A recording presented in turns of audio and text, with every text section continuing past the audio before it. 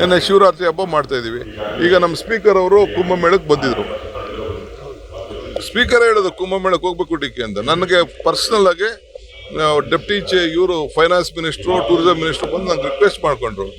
ನಾನು ಅಲ್ಲಿ ಆರ್ಗನೈಸೇಷನ್ ನೋಡ್ಕೊಂಡು ಬಂದಿದ್ದೀನಿ, ಹೆಂಗೆ ಆರ್ಗನೈಸೇಷನ್ ಮಾಡೋದು. ನೆನ್ನೆನೂ ಅಷ್ಟೇ, ನೆನ್ನೆನೂ ಕೂಡ ನಾನು ಹೋಗಿದ್ದಲ್ಲ, ಅಲ್ಲೂ ಕೂಡ ಕೆಲವು ಆರತಿ ಬಗ್ಗೆ ನಾನು ಅವ್ರಿಗೆ ರಿಕ್ವೆಸ್ಟ್ ಮಾಡ್ಕೊಂಡಿದ್ದೀನಿ.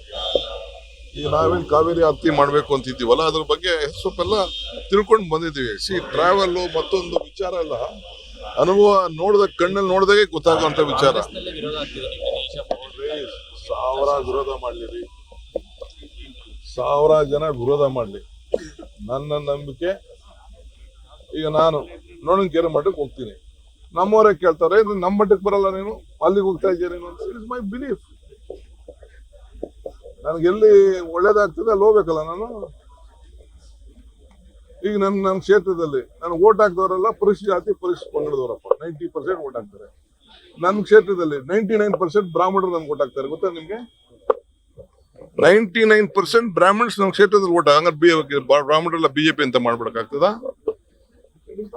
ಹೆಂಗ್ ಗೊತ್ತು? ಯಾರು ಗೊತ್ತಿಲ್ಲ. ಈ ಜಾತಿ ಮೇಲೆ ನಾವು ರಾಜಕಾರಣ ಮಾಡೋದಿಲ್ಲ. ನಾನೇನಿದ್ರು ನೀತಿ ಮೇಲೆ ರಾಜಕಾರಣ ಮಾಡೋದು. ಕಾಂಗ್ರೆಸ್ ಪಾರ್ಟಿ ಅಂದ್ರೆ ಎಲ್ಲಾ ಪಾರ್ಟಿ, ಕಾಂಗ್ರೆಸ್ ಧರ್ಮ ಅಂದ್ರೆ ಎಲ್ಲರೂ ಧರ್ಮ. ನಮ್ಮ ಪಕ್ಷದಲ್ಲೂ ಕೂಡ ಎಲ್ಲರನ್ನೂ ಒಟ್ಟಿಗೆ ತೆಗೆದುಕೊಂಡು ಹೋಗೋದು ನಮ್ಮ ಪಕ್ಷದ ವಿಚಾರ. ನಾವು ಯಾರಿಗೆ ಸ್ಥಾನ ಕೊಡ್ಬೇಕಾದ್ರೆ ಎಲ್ಲಾ ಧರ್ಮದವ್ರಿಗೂ ಲೆಕ್ಕ ಹಾಕಿ ನಾವು ಕೊಡೋದು. ಈಗ ಸರ್ಕಾರ, ಈಗ ವಿಧಾನಸೌಧದಲ್ಲಿ ನಾನು ಇಲ್ಲಿ ಡೆಪ್ಟಿ ಸಿಎಂ ನಿಂತಿದ್ದೀನಿ. ಧಾರ್ಮಿಕ ದತ್ತಿ ಇಲಾಖೆನ ಮುಚ್ಚಿಬಿಡಿ, ಮತ್ತೆ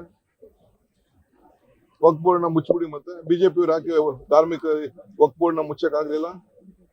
ಕ್ರಿಶ್ಚಿಯನ್ ಡೆವಲಪ್ಮೆಂಟ್ ಬೋರ್ಡ್ ನ ಯಾಕೆ ಮುಚ್ಚಕ್ಕಾಗ್ಲಿಲ್ಲ? ಅವ್ರ ಕೈಲಿ ಒಂದ್ ಸೀಟ್ ಕೊಡದೇ ಇರ್ಬೋದು, ಅವರು ಮುಸ್ಲಿಮ್ಸ್ಗೂ ಕೊಡದೇ ಇರ್ಬೋದು, ಕ್ರಿಶ್ಚಿಯನ್ಸ್ಗೂ ಕೊಡದೇ ಇರ್ಬೋದು.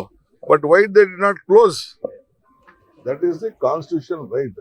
ಈ ದೇಶದಲ್ಲಿ ಎಲ್ಲಾ ವರ್ಗದವರು, ಈಗ ಅವ್ರು ಬೇರೆ ನೀರು ಕುಡಿತಾರ, ನಾನ್ ಬೇರೆ ನೀರು ಕುಡಿತೀನ? ಈ ಭೂಮಿಗೆ ಏನಾದ್ರು ಜಾತಿ ಇದೆಯಾ? ಭೂಮಿಗೆ ಏನಾದ್ರು ಧರ್ಮ ಇದೆಯಾ? ಗಾಳಿಗೆ ಯಾರಿಗೂ ಇಲ್ಲ. ಸಾಫ್ಟ್ ಇದ್ದು ತತ್ವ